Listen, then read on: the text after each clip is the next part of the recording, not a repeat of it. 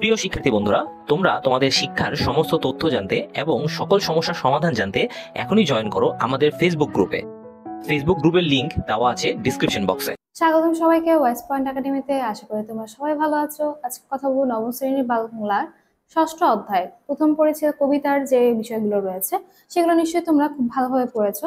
সেই ষষ্ঠ অধ্যায়ের প্রথম যে কবিতাটি রয়েছে পল্লিমা কবিতাটি, এই কবিতার উপর ভিত্তি করে 119 নম্বর পৃষ্ঠায় থেকে শুরু করে তোমাদের কয়েকটি প্রশ্ন রয়েছে। তোমাদের মূলত 4টি প্রশ্ন রয়েছে, সেই 4টি প্রশ্নের উত্তর কেমন হবে তা নিয়ে আজকে ক্লাসে আমরা আলোচনা করব।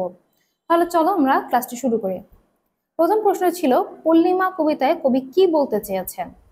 পল্লিমা কবিতায় কবি গ্রাম থেকে শহরে অভিবাসী একজন মানুষের মনের অবস্থার কথা বলতে চেয়েছেন, কিন্তু মানুষ কোনো অজানা আকর্ষণে গ্রাম ছেড়ে শহরে গেলেও তার আজন্ম লালিত গ্রামের কথা মন থেকে মুছে ফেলতে পারে না। গ্রামের দিগন্ত জোড়া মাঠ, বিচিত্র প্রকৃতির শ্যামল সবুজ মনোরম পরিবেশ তার মনকে বেঁধে রাখে। মনে পড়ে মাঠের পরে দাঁড়িয়ে থাকা পল্লিমায়ের স্নেহময়ী রূপ, বিচিত্র পাখির কলকাকুলি আর গানের সুর বুকের ভিতরে কাঁপন ধরায়। চোখের সামনে ভেসে ওঠে দুপুরবেলার রোদের তাপে ক্লান্ত কৃষকের গাছের ছায়ায় বিশ্রাম নেওয়ার দৃশ্য। ঘাসে ভেজা ক্লান্ত দেহে যে শীতল হাওয়া লাগে, এজন্য মায়ের আঁচলের স্নিগ্ধ হাওয়া। পল্লী মায়ের কুড়ে ঘরে যে সুখ শহরের অট্টালিকাতে তা নেই। পল্লী প্রাণে যে সুখ লুকিয়ে থাকে তা শহরে তার সন্ধান মিলে না। পল্লিমা কবিতায় কবি শহর প্রবাসীর এই অনুভূতি বলতে চেয়েছেন। দ্বিতীয় প্রশ্ন ছিল অরাই মায়ের আপন ছেলে, অরাই মায়ের ভালোবাসা, কথাটি বিশ্লেষণ করো। এখানে আসলে কি বলতে চেয়েছে কবি দেখো। পল্লিমায়ের কবিতায় গ্রাম থেকে শহরের অভিবাসী একজন মানুষের মনের অবস্থা তুলে ধরা হয়েছে।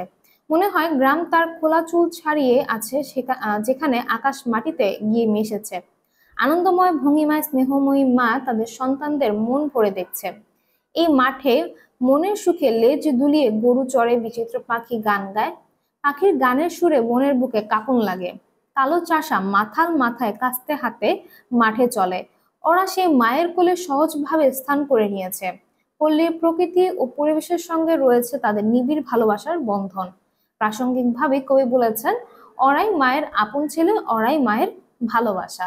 মানে সেই চাষাদেরকে উল্লেখ করে কবি আসলে এই লাইনটি বলেছে। তাহলে তারপরে প্রশ্ন চলো দেখি। পল্লিমা কবিতায় কবি গ্রামকে মায়ের সাথে তুলনা করেছেন কেন? বিচিত্র শ্রেণীর পেশার মানুষ, প্রকৃতি, প্রান্তর ইত্যাদি নিয়ে দেশ। দেশ হলো মায়ের মতো, তাই দেশকে বলা হয় মাতৃভূমি। দেশের একটি অংশ হলো গ্রাম। মা যেমন আমাদের স্নেহ মমতা ভালোবাসা দিয়ে আগলে রাখেন, গ্রামও তেমনি আলো বাতাস দিয়ে নানা ফল ও ফসল দিয়ে আমারে বাঁচিয়ে রেখেছে। পল্লিমা কবিতায় কবি হৃদয়ের মমতা মিশিয়ে গ্রামীণ জীবনের চিত্র এঁকেছেন। একজন মানুষ গ্রামের পরিচিত পরিবেশ ছেড়ে শহর প্রবাসে যাওয়ার সময় উদাস হৃদয়ে তাকিয়ে থাকে পল্লী মায়ের মুখের দিকে। বিদায় বেলা মা ও সন্তানের মধ্যে যে বিয়োগ বেদনার সৃষ্টি হয়, কবির ভাষায় তা প্রকাশ পেয়েছে। গ্রামের সাথে মানুষের সম্পর্ক অবিচ্ছেদ্য, মাতৃস্নেহ মমতায় বাঁধা, তাই পল্লিমা কবিতায় কবি গ্রামকে মায়ের সাথে তুলনা করেছেন। এই ছিল 3 নাম্বার। এরপর আসো 4 নাম্বার প্রশ্নটা দেখে নিই। কি কি প্রয়োজনে মানুষ গ্রাম ছেড়ে শহরে আসে? খুব সহজ একটা প্রশ্ন, তুমি তোমার নিজের ভাষায় লিখতে পারো। তোমাকে একটা ধারণা দেওয়ার জন্যই আসো এই উত্তরটা কিরকম হবে দেখে নিই। বিভিন্ন প্রয়োজনে মানুষ গ্রাম ছেড়ে শহরে আসে, তার প্রধান হলো জীবিকা। মানব জীবনে প্রথম প্রয়োজন হলো জীবিকা অর্জন। আমাদের দেশে উচ্চশিক্ষিত লোকের গ্রাম কেন্দ্রিক কর্মসংস্থান নেই, তাই তারা চাকরির সন্ধানে গ্রাম ছেড়ে শহরে আসে।